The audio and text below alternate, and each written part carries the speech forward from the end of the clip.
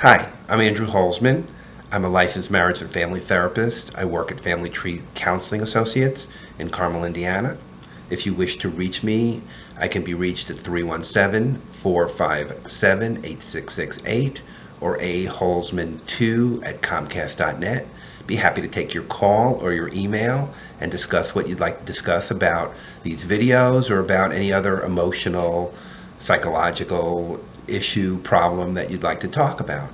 Thank you for listening to this, and I'm calling this Your Other Family. Now, if you're in a relationship, you're going to deal with your significant other's family. And so it doesn't matter what season it is. It can be a family vacation, it can be a birthday, it can be Christmas.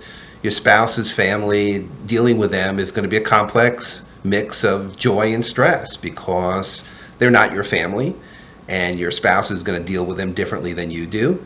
And it might not be your spouse, significant other, and you're going to deal with them differently than you deal with your family. You're going to be more connected, less connected. So the expectation of fun, the dread of what might happen, the concern about whether your spouse will enjoy themselves or your family will enjoy them if they're going to your family.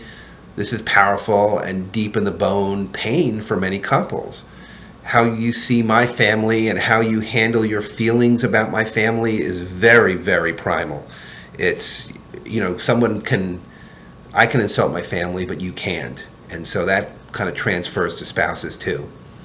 And it becomes really important, even if you're talking and complaining about your family, or they're talking about and complaining about their family, that you don't join in sometimes, because that might cause a rift. Depression, anxiety get thrown into the mix. Both the idea and the reality of family gatherings, family patterns emerge in the handling of how things should go and how your spouse handles himself in the family. Issues about too much closeness and too much separateness, the things that we talk a lot about in these videos, enmeshment or cutoff, they emerge.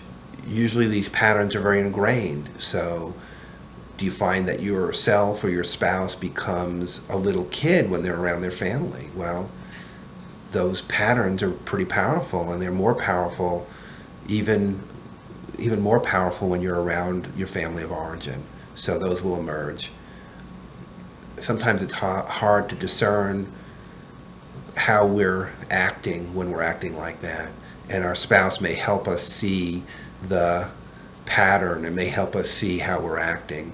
So if you're around your father and you become a certain way, you become very subservient, or you're around your mother and you become very contrary, or vice versa, and that's going to spread just to the time before you go to visit your family and the time when after the family visit.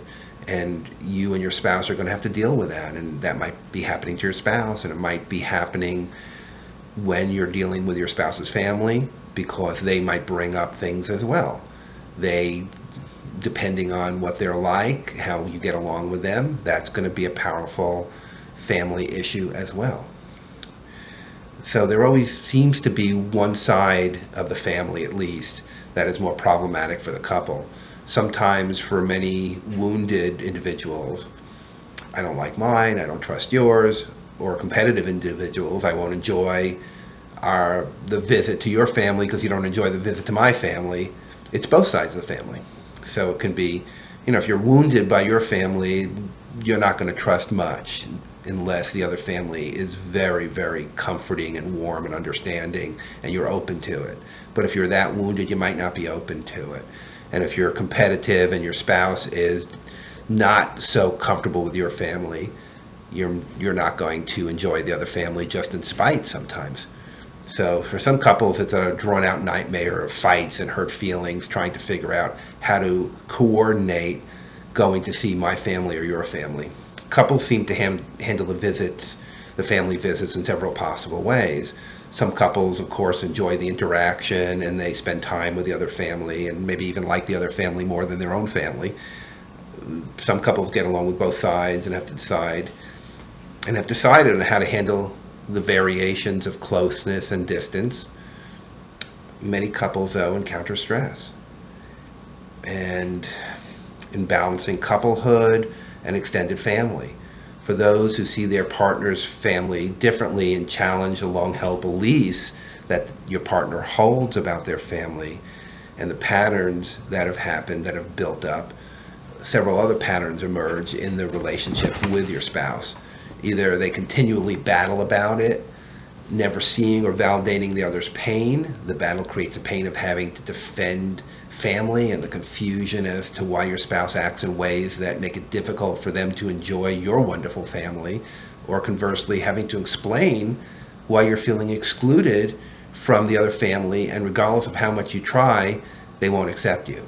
So there's a lot of things going on when you're around that other family.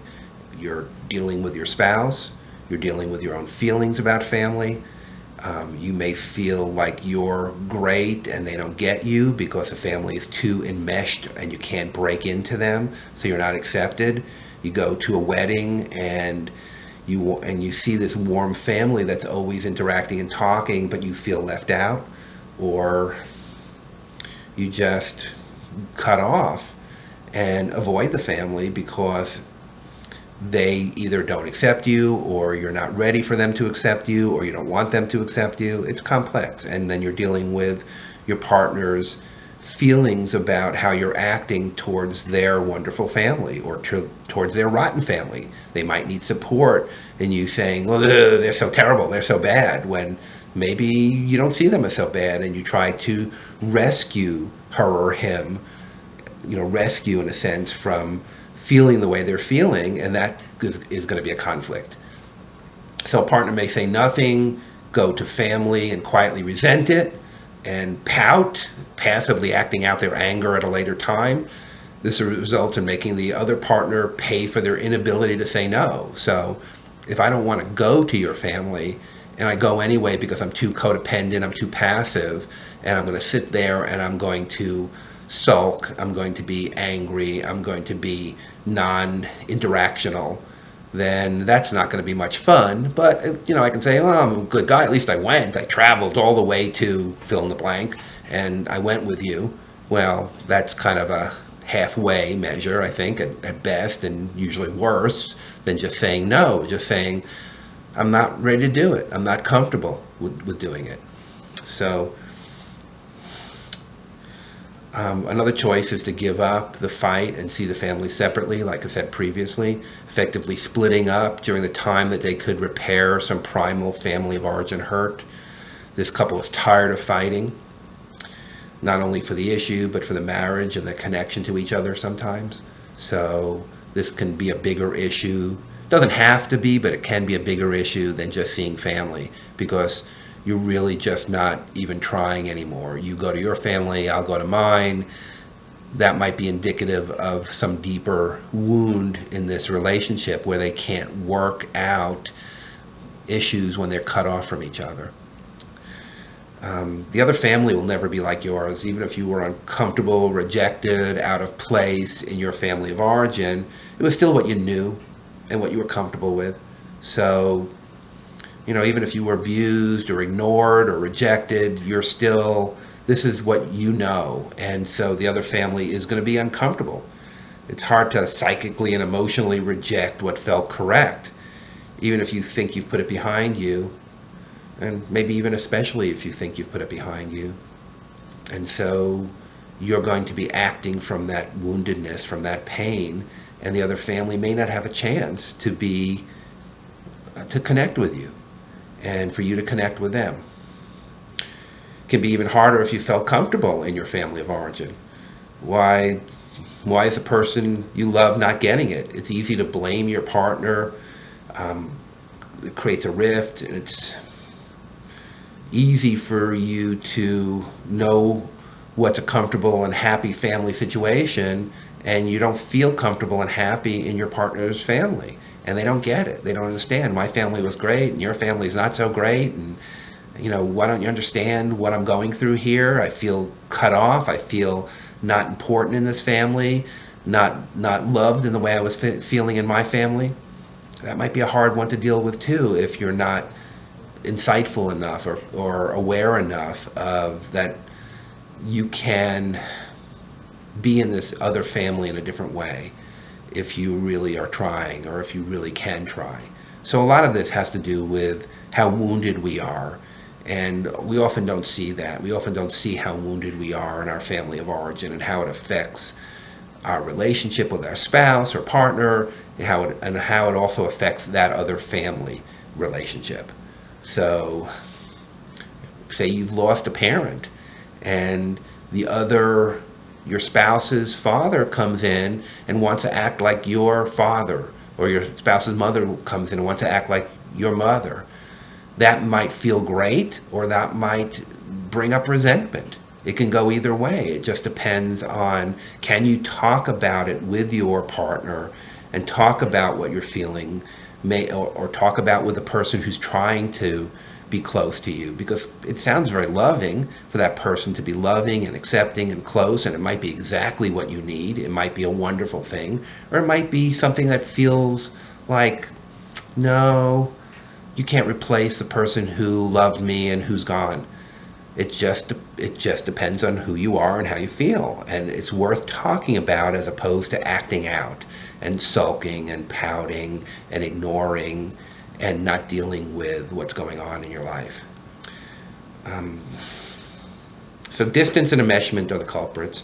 Shame, control, rejection are all issues that both partners may be dealing with, even when they're unaware of them. Too much abandonment or too much closeness will result in seeing your family in unrealistic ways. So I'm going to see my family in unrealistic ways. You're going to see your family in unrealistic ways. Awareness of your family origin patterns and the ability to not act out those patterns or take on and be responsible for your partner's emotional pain is a key to a healthy relationship. So let me say that again. Awareness of your family of origin patterns and the ability to not act out those patterns yourself or take on and be responsible for your partner's emotional pain is key here. The enmeshment or distance in your family or in your partner's family will create feelings. Feelings that should be discussed and not used as a club against closeness and flexibility. Awareness of your own feelings and behaviors in potentially explosive situations can go a long way to reducing stress and arguments. Real connection involves a difficult balance of intimacy and independence. Family issues can challenge this balance, but awareness and healthy action can make a difference. Thank you for listening. Again, my name is Andrew Holzman, and 317-457-8668 or aholzman2@comcast.net. Thank you again. Bye.